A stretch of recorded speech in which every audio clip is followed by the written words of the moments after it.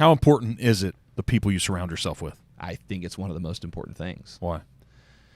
Jim Rohn says we're the average of the 5 people we spend the most time with. Have you found that to be true? Yes. Do you continue to? What happens when you arrive to the place of the 5 people you surround yourself with? What do you do then? Do you rise together? What if they're not rising with you? Do you exchange those? I mean, let's just talk about this in a real way. Yeah. What do you do? Do you move on? Yeah, absolutely. I do. And it's not an intentional thing. You stop and think, everyone knows you have friends and people that are bigger parts of your life at different seasons than others. That's just the way life is, right? Most of the time, I'm not saying all the time, most of the time there's not 1 or 2 or 3 people that are around you in your life all the time through all ins and outs and seasons of life. I'm sure there's situations where that happens. I would also venture to guess that if that were the case, if they're not arising together, they're all staying stagnant and they're not going on a growth curve either. But you just start, for me, I just don't engage with them as much anymore. Doesn't mean I'm not there for them, that I'm not a friend, but I'm very conscious of how reciprocal the relationship is on the intangibles. It's not if they do something for me or if I do something for them, they have to reciprocate on it. I'm saying if you think, like there's the book 5 Love Languages or His Needs, Her Needs, where you talk about how you give and receive love, and there's a love bank. You can use that metaphor for anything, like with friendship, with mindset, with positive. Is this person depositing as many positive things into me as a human as they are depositing negative, right? Is the net positive of being around this person helping me in my life? And it sucks because there's people that you do really like, that you do like having a relationship with, that you have fun with. This could be family members. You could love them. Yes. They could be romantic relationships. They could be familial relationships.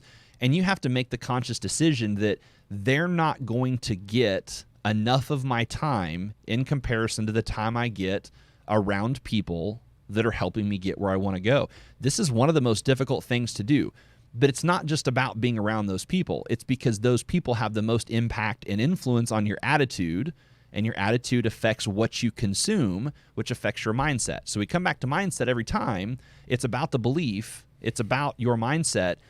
All of that is determined by your attitude. So if you're not feeding yourself with physical thing, I wasn't even going to go physical, but we'll just go literal. If I constantly eat crap, my body's not going to perform well. Just like a car. Different analogy. Did you judge me for my donut this morning? I didn't judge you for your donut semi this morning. did. I didn't at all. When I said, you don't want one of those, right? And you're like, no. No. All right. The reason I didn't is because I know how my mind performs in the morning if I consume. I consume sugar and carbs. I do it late in the day. Sorry, I got you off track. No, I just thought of that. But that's the right thing. For me, I've paid attention to my mind, how I respond based upon how I feel my body.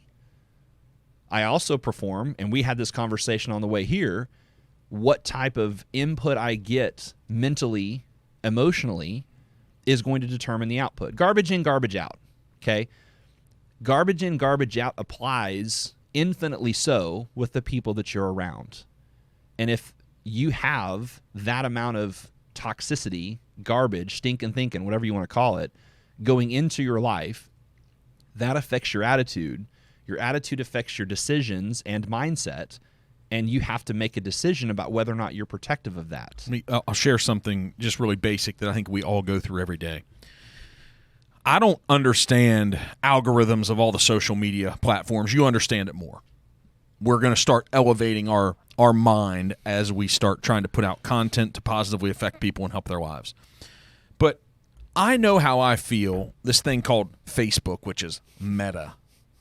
No. I'll never call it Meta. Jesus. So, but there are times that for some reason people start showing up.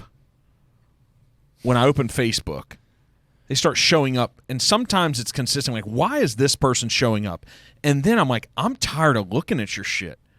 I'm tired of looking at the negativity, the complaining. I'm tired of your mindset showing up in my feed, because if I keep looking at it, it's affecting me. Doesn't matter what I've accomplished, what my normal mindset is, what book I've read. Me reading that thing affects me. So what do?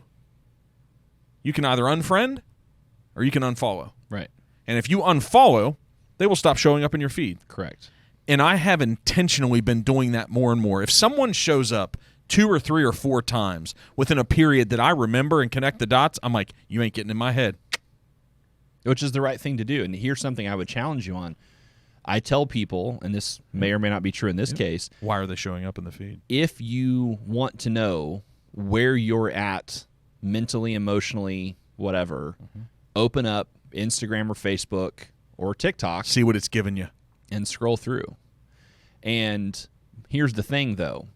Because of your hyper-intentionality and not wanting the negative things in your feed, it caught your attention, and the algorithm is so smart, it thought you liked what you saw versus you paused because it was so outside of what you wanted, and that's why it kept showing it to you. That's the irony of these things is we try to outthink these algorithms, and you talked about me knowing a lot about it. I don't. What I know is what people who are really freaking smart that I've been fortunate enough to get in my network say about it. And what I do know, we try to outthink an algorithm that's responsible for creating one of the largest companies on the face of the earth. And these are multiple: Facebook and Instagram and LinkedIn and YouTube and TikTok and on and on and on and on and on. These are some of the largest companies on planet Earth, and we think that we understand what this algorithm who created this, that we're smarter than that, and we're not. So what we need to do is let it do what it's going to do. Where I have to be intentional as opposed to even messing with unfollowing, because to unfollow, I have to go to their page, which is telling them I'm interested in that person or people like them. So when I see something from someone that you can right-click the 3 buttons. I just scroll past it quick. Okay. I just scroll past it. You can train. I like to play with this. TikTok's the most responsive. The other if ones you get wait better. too long on something, Yes. wait for 10 seconds. The next thing's going to be similar. Yeah. Right? Yeah. So, well, the other thing, yes.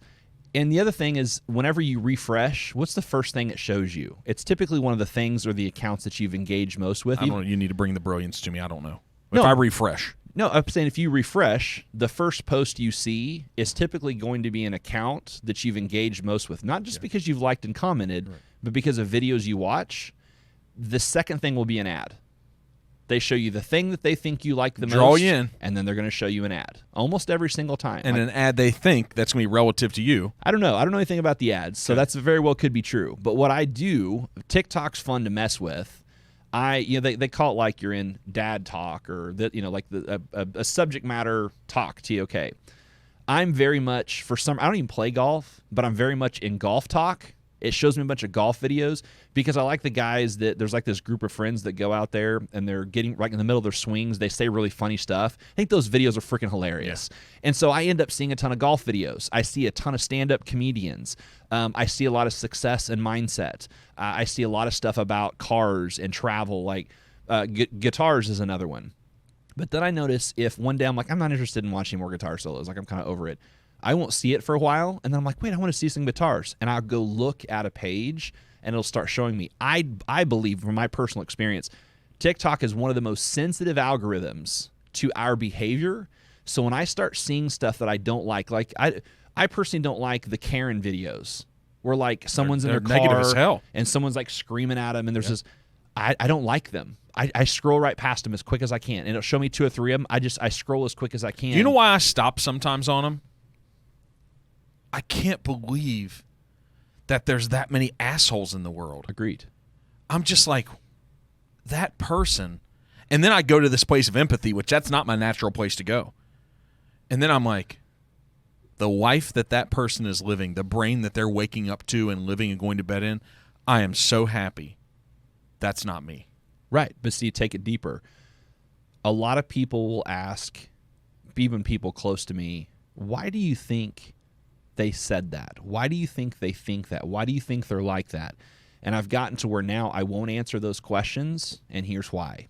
For me to understand that, I now have to empathize or think like them, and I'm not interested in going to that place. Right on. And it's tough because I feel like I'm enough of a critical thinker that I could kind of dissect And we even said yesterday, just because you understand something doesn't mean you agree with something. We've gotten this screwed up in our culture. I understand it. Oh, well, then you agree with it? No. I said I understand it. Well, that's the same thing. No, it's not. Me understanding why someone who abused a man's daughter, he went and killed the guy that abused him. Now, I happen to agree with that, but I can understand that without agreeing with that was the right course of action to take, right? We need to just pin that down for a second. But for me to understand that situation, truly, I now have to empathize or put myself in that place and try to put myself in that mindset.